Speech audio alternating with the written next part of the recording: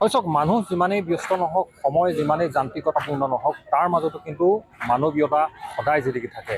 এই মুহূৰ্তত আমি এখন ছবি দেখুৱাব বিচাৰিছোঁ। এইটো ছবি তিয়কৰ ছবি, তিয়কৰ এটা ৰাজপথৰ ছবি। মই প্ৰতিবেদনত আৰম্ভণিতে এখন কৈ লওঁ যে এখন চিনাকি মুখ, উজনি মোৱা আচলতে প্ৰতিজন মানুহৰ কাৰণে, আচলতে প্ৰতিজন বাতৰুৱাৰ কাৰণে এখন চিনাকি মুখ তিয়কৰ ৰেৱতী।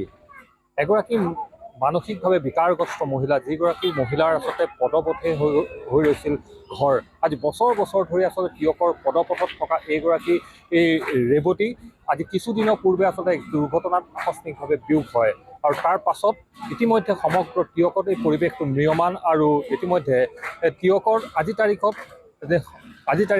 তিয়কবাসী লগ হৈ ৰাজহুৱাকৈ তেখেতৰ আদ্যশ্ৰাদ্ধ আয়োজন কৰিছে। আৰু এটা ব্যতিক্ৰমী দৃশ্য আমি এই মুহূৰ্তত দেখাইছোঁ যে এক ব্যতিক্ৰমী পৰিৱেশ, আৰু এক প্ৰকাৰে ক'বলৈ গ'লে মানৱীয়তাৰ, ইয়াতে আচলতে মানৱীয়তাৰ পৰিস্ফুট হৈছে।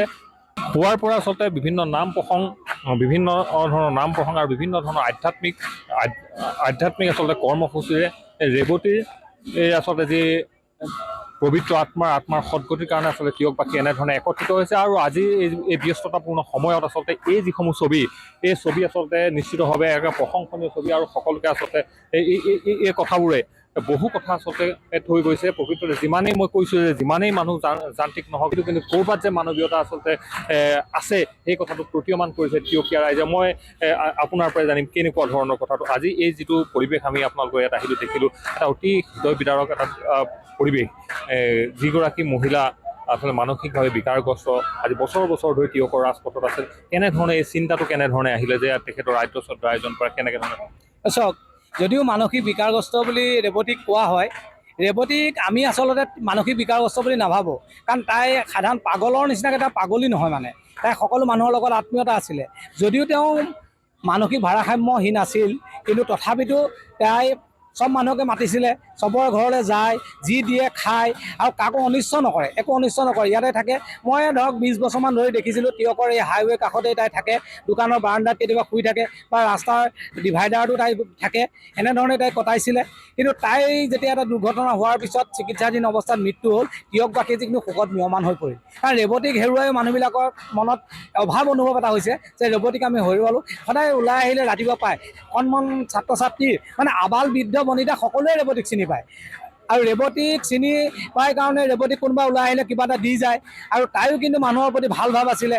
আৰু এতিয়া আপোনালোকে দেখিছে, আজি ইয়াত ৰাজহুৱাভাৱে তাইৰ হৈ পেলাই শ্ৰদ্ধাঞ্জলি অনুষ্ঠান কৰা হৈছে।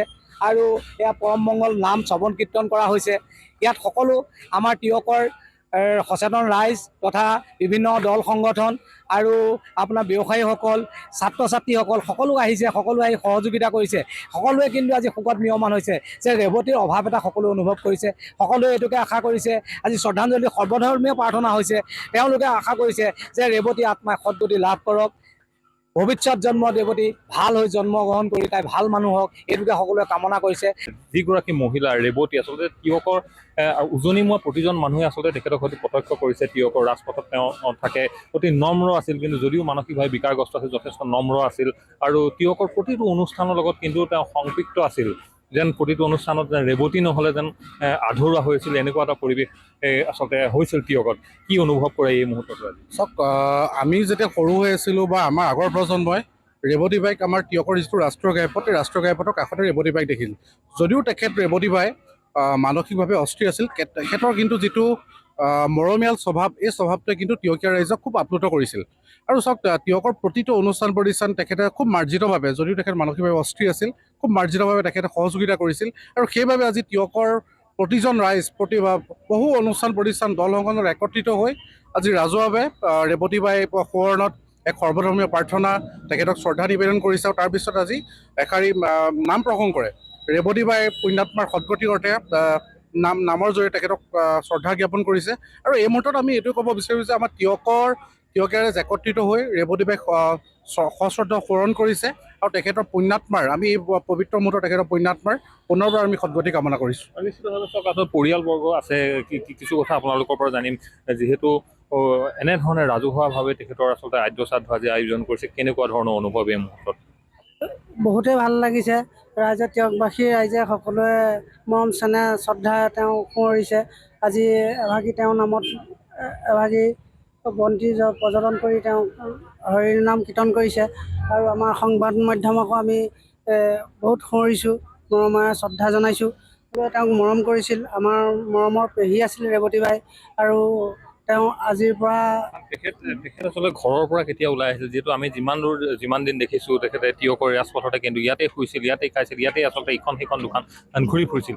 ঘৰৰ পৰা সিহঁত কেতিয়া ওলাই আহে? তেওঁ 1990 চনৰ মানতে ঘৰৰ পৰা ওলাই আহিছিল। ওলাই আহি এই তিয়কৰ অলিয়ে গলিয়ে সকলোতে থাকে, সকলোৱে মৰম চেনেহ কৰে আৰু কাকো মানে আজিলৈকে তেওঁ বেয়া মাত বেয়া ব্যৱহাৰ নকৰিছিল। আৰু তেওঁক সেইকাৰণে আজি শ্ৰদ্ধাই সুঁৱৰিছে।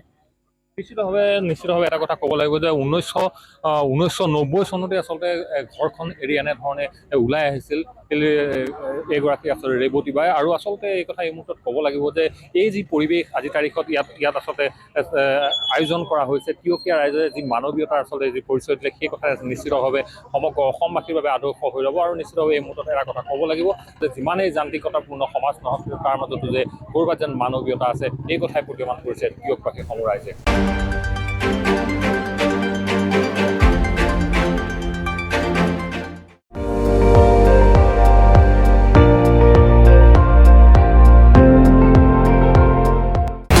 আপুনি চাই আছে ND24, সৰ্বশ্ৰেষ্ঠ নহয় সৰ্বোত্তমৰ দৌৰ।